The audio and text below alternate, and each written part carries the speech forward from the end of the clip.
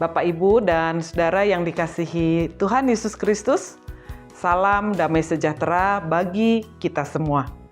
Berjumpa kembali dalam renungan harian hari ini bersama saya, Esther Solihin.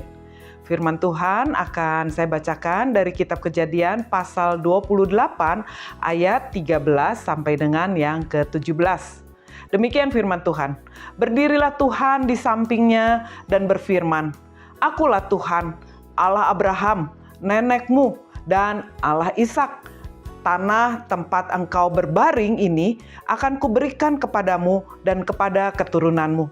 Keturunanmu akan menjadi seperti debu tanah banyaknya, dan engkau akan mengembang ke sebelah timur, barat, utara, dan selatan, dan olehmu serta keturunanmu semua kaum di muka bumi akan mendapat berkat. Sesungguhnya aku menyertai engkau, dan aku akan melindungi engkau kemanapun engkau pergi. Dan aku akan membawa engkau kembali ke negeri ini, sebab aku tidak akan meninggalkan engkau, melainkan tetap melakukan apa yang kujanjikan kepadamu." Ketika Yakub bangun dari tidurnya, berkatalah ia, "Sesungguhnya Tuhan ada di tempat ini, dan aku tidak mengetahuinya." Ia takut dan berkata, "Alangkah dahsyatnya tempat ini. Ini tidak lain dari rumah Allah. Ini pintu gerbang sorga."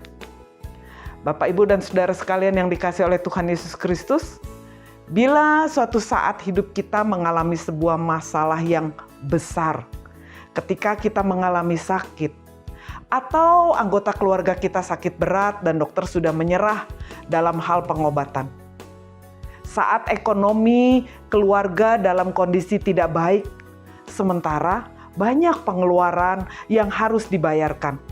Saat atasan tempat kita bekerja menekan kita dan mengancam kita untuk PHK. Saat kita dalam hubungan keluarga dan antar anggota keluarga sedang tidak harmonis. Saat kita butuh teman tapi tidak ada yang menemani. Pada saat seperti itu, betapa kita membutuhkan sebuah kekuatan yang mampu mengangkat kegelisahan, kesedihan, ketakutan, bahkan mungkin kemarahan. Dan ternyata kita mengalami bahwa usaha kita dengan kemampuan sendiri tidak kuat untuk menghalau masalah yang menghimpit. Firman Tuhan hari ini menuliskan kepada kita tentang Yakub yang mengalami kehidupan yang tidak menentu. Jiwanya gelisah karena dia sudah menipu Esau dan merebut hak kesulungan Esau yang berakibat kemarahan dan dendam Esau. Pada malam dia melarikan diri, Yakub pun tidak dapat membawa banyak perbekalan, sehingga untuk tidur pun dia beralaskan batu. Sendiri, sepi, takut, di tengah malam yang pekat dan masa depan yang tidak diketahui. Tetapi pada saat itulah dinyatakan dalam firman Tuhan, maka Tuhan datang kepada Yakub.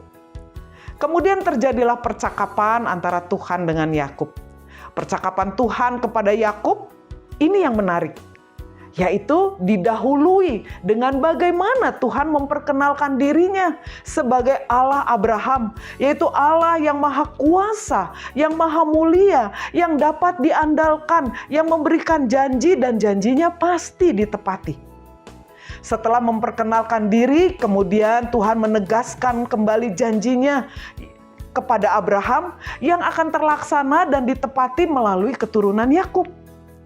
Yakub harus percaya pada janji Tuhan dan penyertaan Tuhan juga, bahwa Tuhan akan senantiasa melindungi Yakub. Dan Bapak, Ibu, Saudara sekalian yang dikasihi oleh Tuhan Yesus Kristus, saat Yakub terbangun, maka dia berkata, "Sesungguhnya Tuhan ada di tempat ini dan aku tidak mengetahuinya." Tapi untuk itu kemudian dia bertekad mau memegang janji Tuhan, dan kemudian dia mendirikan dan menjadikan batu tempat dia meletakkan kepalanya menjadi mezbah persembahan dan menamakan tempat itu Betel, rumah Tuhan. Pertanyaannya bagi kita semua adalah, di manakah rumah Tuhan, yaitu Yesus Kristus, bagi kita saat ini? Sebagaimana jawaban Yakub, bahwa sesungguhnya Tuhan ada di tempat ini. maka rumah Tuhan itu adalah hal yang tidak jauh dari diri kita. Rumah Tuhan ada di dalam hati kita, ada di dalam diri kita. Hati kita ini adalah istana bagi Tuhan kita, yaitu Yesus Kristus. Karena melalui hati dan pikiran kita lah saat kita mengalami masalah besar, maka Yesus akan berbicara kepada kita. Dan kita akan merasakan bahwa Yesus menguatkan kita.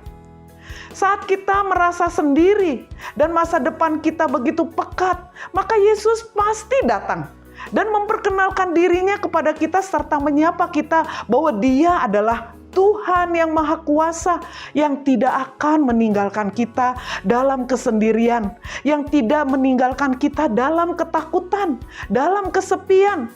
Yesus akan menyatakan dirinya dengan janji yang pasti ditepati bahwa Dia akan menolong kita dan melindungi kita. Yesus senantiasa ada di dalam hidup kita. Karena itu, mari peganglah janji itu dalam ziarah iman kita hari ini. Tuhan pelindung kita. Tuhan memberkati. Amin.